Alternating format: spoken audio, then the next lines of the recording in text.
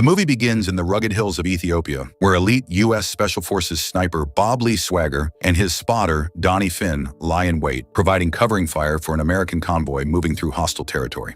They share light banter as Donnie gazes at a photo of his wife Sarah, but tension spikes when a truck armed with a machine gun races toward the convoy. Swagger calmly takes out the driver and gunner with precise headshots, clearing the path until a massive wave of enemy fighters unleashes hell on the soldiers below. Donnie relays targets while Swagger methodically eliminates threat after threat, allowing the convoy to escape. But their position is now exposed. Heavy fire rains down as an enemy helicopter closes in. Back at base, their commanding officer prioritizes secrecy over rescue. The Americans aren't supposed to be there, so radio contact is cut. Swagger and Donnie are abandoned, left to die in the chaos. The helicopter unleashes a barrage. Donnie is fatally wounded. Enraged, Swagger fires his rifle futilely at the chopper before grabbing a Barrett .50 caliber and blasting it out of the sky in a blazing crash. 3 years later, Swagger lives as a recluse in the remote mountains, unshaven and long-haired, with only his loyal dog for company. He scans the news daily, shaking his head at a world that betrayed him. In a high-level military office, wheelchair-bound Colonel Isaac Johnson and his team discuss an urgent operation.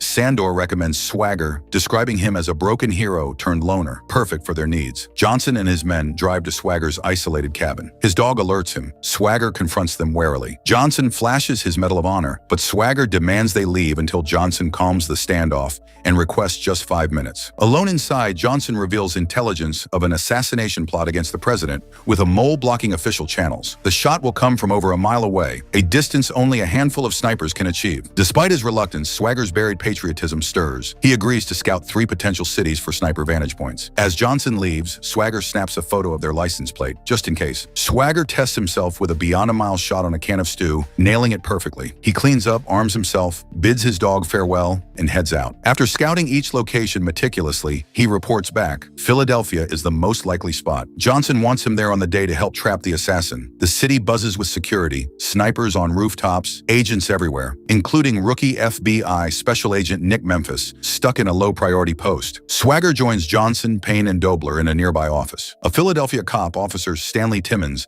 arrives claiming to assist and gushing as a fan. Swagger notices Timmons' holster is unbuttoned oddly. As the president prepares to speak after honoring the Ethiopian archbishop, Swagger urges immediate action on the suspected church tower shooter, but chaos erupts. The archbishop is shot dead in the head. Timmons suddenly fires into Swagger's shoulder, sending him crashing through a window onto a glass ceiling below. Timmons leans out and shoots Swagger again in the stomach, driving him through the shattering glass. Payne's team plants Swagger's rifle and a bullet at the scene to frame him, then orders Timmons to finish the job. Bleeding and desperate, Swagger stumbles into Memphis, pleads for help, flips him, handcuffs him, and explains the setup before grabbing his gun and fleeing in Memphis's car. Timmons alerts authorities that Swagger stole an FBI vehicle. Now the manhunt is on. Helicopters swarm as Swagger ducks into a car wash, cuts a hole in the trunk, patches his wounds with a medic kit, then speeds out, triggering a high-speed chase. Police smash his rear. He spins, reverses through gunfire, crashes through a construction site, and plunges into the river. Cops dredge the car but find it empty. Swagger escaped underwater to a boat, hot-wired a truck, and vanished into the night. Memphis faces scrutiny for being overpowered so easily. He insists Swagger claimed Timmons was involved, but superiors dismiss it as hallucination and schedule him for review. Swagger raids a store under blackout, stocks up, sets up an IV in an abandoned garage, and drives through the night to Kentucky, arriving at Sarah Finn's home. She lets him in despite the news branding him a killer, helps treat his wounds after he passes out from anesthetic, cleaning bullets from his body with steady hands. Memphis digs deeper, questioning the impossibly fast ballistics report, Timmons' suspicious death by mugger, and the staged rifle barrel sighting. He visits the church tower, spots dust markings proving Swagger's story, and confirms in gun forms the weapon used. Swagger recovers and tells Sarah the truth. She slaps away his guilt over Donnie's death, hands him Donnie's old rifle, and vows to help. They target Memphis first. Sarah meets him disguised, passes Johnson's plate photo. Police spot Swagger nearby. He fights them off brutally, coffee to the face, dog unleashed on one cop, the other thrown through glass, then ditches his jacket. Memphis sneaks FBI files but gets blocked. A colleague quietly helps him gain clearance. Johnson learns of the probe and orders Memphis taken out. Masked men abduct him on a bridge, beat him savagely, rig him for a staged suicide. But Swagger arrives by boat, picks them off one by one with Donnie's rifle, and frees Memphis. Now allies, they visit a grizzled gun expert who reveals only one other shooter could make that mile-plus kill: the sadistic Michael Sandor, presumed dead but clearly alive and working with Johnson. Johnson uses Sandor as bait, Dobler discovers Swagger's annual flowers to Sarah and targets her. Swagger and Memphis stock up on hardware, head to the woods, craft napalm bombs, gas devices, and train Memphis on the sniper rifle while explosions echo around them. Sarah defends her home with a shotgun, blasting one intruder, but pain overpowers her, beats her for Swagger's location. Johnson secures corrupt Senator Charles Meacham's approval to deploy soldiers. Swagger locates Sandor. He and Memphis prepare the assault. Swagger sneaks in, silently eliminates guards with brutal stabs, plants bombs everywhere. Alone with Sandor, the Russian reveals the twisted truth. The president was never the target.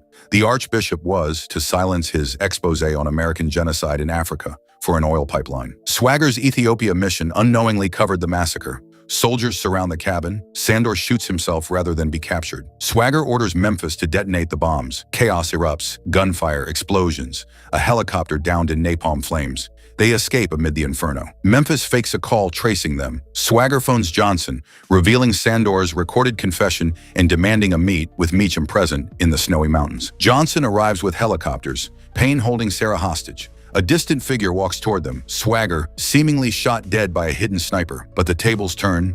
Hidden snipers drop one by one. Memphis, in body armor, advances unharmed. Swagger disables Payne's weapon, then blows off his thumb and arm in agonizing precision.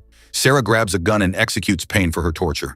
Meacham begs for mercy. Swagger refuses. Memphis calls in the FBI. Swagger burns the confession tape, knowing it would doom anyone who possessed it. They wait as authorities arrive. Later, in a Justice Department meeting, Swagger's rifle sits before him, unfired pins removed long ago, proving he couldn't have made the shot. Johnson walks free due to jurisdictional limits, smirking that Swagger won this round. Time passes. Johnson, Meacham, and Dobler celebrate in a remote cabin, plotting Johnson's escape abroad. Suddenly, a guard drops dead. Blood sprays. Johnson is shot through the chest, writhing in agony. Dobler kills lights. Meacham's SUV explodes outside. Swagger moves beneath the floorboards, shoots Dobler through the knee, then the remaining guard from below. He enters, ignores Dobler's pleas, shoots him dead, then executes Meacham with cold finality, placing the gun in Johnson's lifeless hands. Swagger severs the gas line and walks away as the cabin erupts in a massive fireball, consuming every trace of the conspiracy. The flames light up the night sky while debris rains down, marking the brutal end of the men who framed him. The film closes with Swagger and Sarah driving together toward an uncertain horizon, and for the first time in years, the deadliest sniper finds a fragile peace in the woman who stood by him when the world turned its back. They vanish into the distance. If you love this intense ride through betrayal and revenge, smash that like button right now, hit subscribe, and turn on the notification bell so you never miss another epic movie recap from Great Animation Recaps. We've got more heart-pounding stories coming your way. Drop a comment. Which scene hits you the hardest? Share this with a friend who needs some high-octane action in their feed. Thanks for watching. See you in the next one.